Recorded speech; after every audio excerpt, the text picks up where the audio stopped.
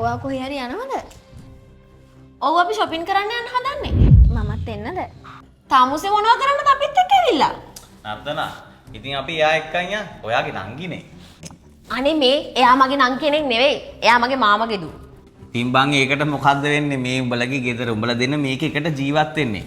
අපිත් එක්ක එයා ගියාට කමක් නැහැ ඉතින්. යෝ නිපුණ අපි එකට හිටියට මෙතන ප්‍රශ්නයක් තියෙනවා. මේ මෙයාගේ තාත්තට ඉස්සර සල්ලි නැති වෙලා තමයි මෙයා අපේ ගෙදර හිටියේ. අපි දෙන්න එකට ඉස්කෝලේ ගියා, කැම්පස් ගියා. මම බලාගෙන ඉන්නේ මේ කරදරේ කවදා ඉවර වෙයිද කියලා. අයියෝ එහෙම කියන්නේ. අපි දෙන්න සහෝදරියෝනේ. තාමුසේ මගේ සහෝදරියක් නෙවෙයි. ඔහොම කතා කරන්න එපා. හරිද?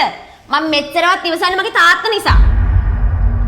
අනික මම තමුසේ වගේ ගෑල් ළමයික කතා කරන්නේ නැහැ. ඔයා දන්නවන්නේ නිපුණ මම කොහොමද මේ වගේ මිනිසුත් එක්ක ආශ්‍රයක් නැහැ කියලා. දැන් මං යනවා.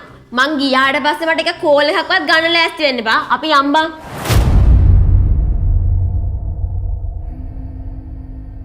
අක්කේ මාමා කිව්වා සල්ලි වගේක් දාලා තියෙයි කියලා ඔයාට මේ මට ලැප්ටොප් එකක් ගන්න මගේ වැඩවලට.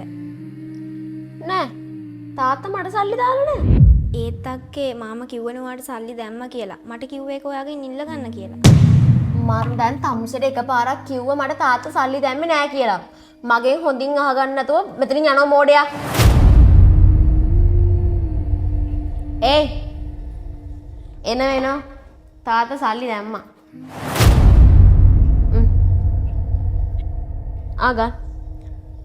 ගන්න ඉතින්.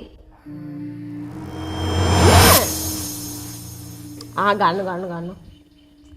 සල්ලි ඕනද? අනේ ඔව් අක්කේ මට ලැප් එකක් ගන්න ඕනේ ඉස්සරහා වැඩවලට. තාත්තා ඔහෙට කියලා සල්ලි දැම්මට සල්ලි දාලා තියෙන මගේ account එකේනේ. ඒ කියන්නේ සල්ලි මගේ.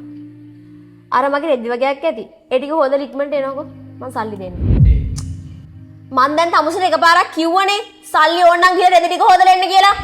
මං දන්නේ මේ මම හවසට shopping යන්නත් හිතාගෙන ඉන්නවා. සල්ලි වලට මොනවා හරි වුණොත් ඉතින් ඒව කියන්න දන්නේ. හරි අක්කේ මම ඉක්මනට රෙදි ටික හොදලා එන්නම්.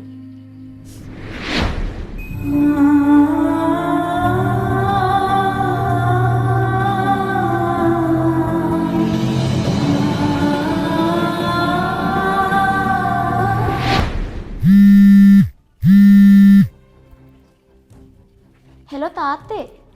දුව ඔය අදත් කාර් එකේ වේගෙන් ගිහිල්ලා තියෙනවා. නෑ තාත්තේ. ඇත්තද?